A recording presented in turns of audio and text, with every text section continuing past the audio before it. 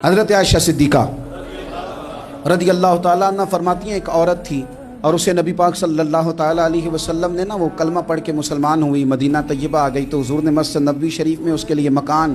ایک سادہ سا کمرہ ساتھ مسجد کے بنوا دیا، وہیں رہنے لگی۔ اکثر وہ سیدہ طیبہ کے پاس آتی تو حضرت عائشہ صدیقہ رضی اللہ تعالیٰ عنہ فرماتی ہیں وہ بڑی باتیں سناتی اور آخر میں کہتی وہ ہار والا دن بھی بڑا عجیب دن تھا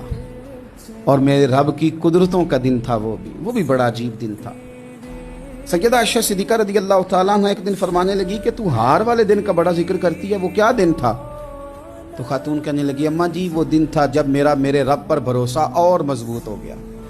جس دن میرا اپنے رب پر توکل اور بڑھا، میرے ایمان میں یقین میں اور پختگی آئی۔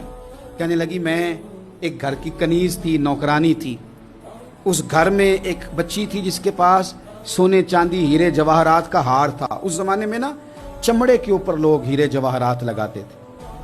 کئی دفعہ سرخ رنگ کے چمڑے پہ لگائے جاتے تھے، وہ بچی پہنتی تھی تو کہتی ہوں بچی کے اس نے اتار کے رکھا یا اس سے گرا وہ ہار تو چیل اسے اٹھا کے لے گئی گوشت سمجھ کے اور میرے سامنے اٹھا کے لے گئی۔ گھر والوں نے مجھ سے پوچھا، یہ بخاری میں موجود ہے، گھر والوں نے پوچھا مجھ سے کہ وہ ہار کہاں ہے تو میں نے کہا چیل اٹھا کے لے گئی۔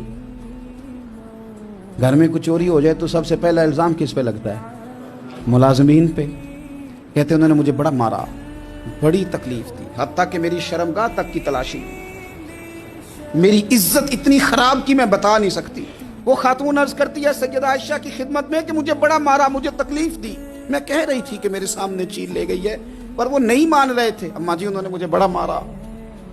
حضرت عائشہ صدیقہ کہتی ہیں پھر کیا ہوا؟ کہنے لگی اماں جی جب کوئی میرا مددگار نہ رہا، مجھے تکلیف دے رہے تھے، رسوا کر رہے تھے، تو میں نے اپنے رب سے مدد چاہی، میرے رب کی طرف میں نے توجہ کی، میں نے کہا مالک اب تو ہی میرا مددگار ہے۔ کہتی ہے وہ مجھے مار رہے تھے تو وہ چیل جو ہار لے گئی تھی وہی لے کے واپس آ گئی اور ہمارے سروں کے قریب لا کے اس نے جب اس ہار کو پھینکا، وہ مجھے چھوڑ کے سائیڈ پہ ہوئے،